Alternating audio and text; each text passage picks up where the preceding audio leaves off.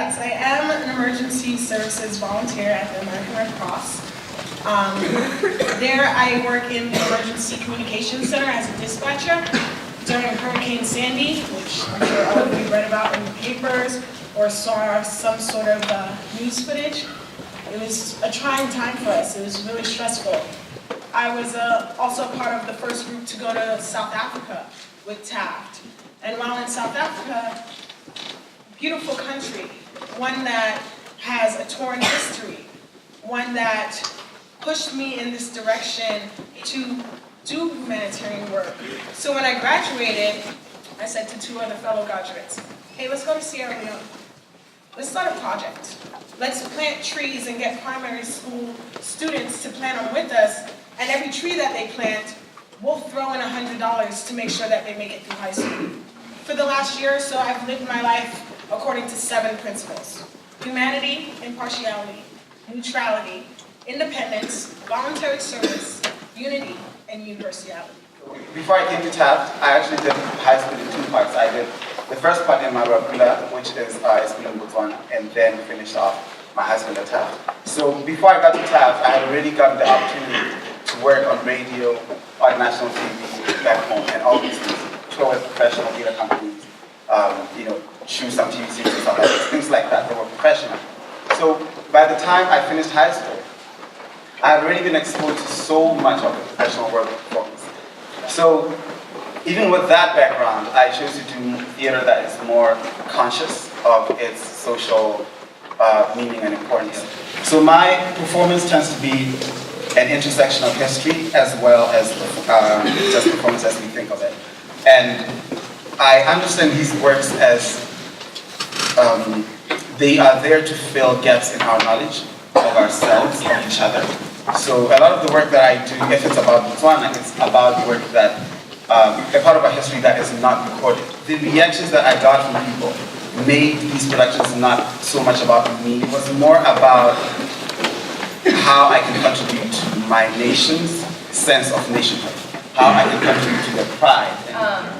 So I could have taken a little bit of a different path than these two, but I would say that at Taft I was involved in a lot of things, and community service really actually wasn't one of them. I was really busy with a lot of other things, and it's something I look back on and really regret.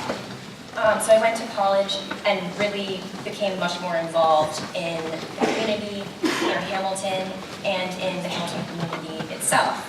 I kind of had my eyes opened, I would say, my sophomore year.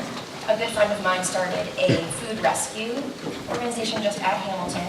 And I think that being part of that program really inspired me to take on this sort of path in philanthropy and in service to humanity. So I guess I would just close with the fact that there are really a vast multitude of ways to get involved in the nonprofit sector and in any sort of service to humanity.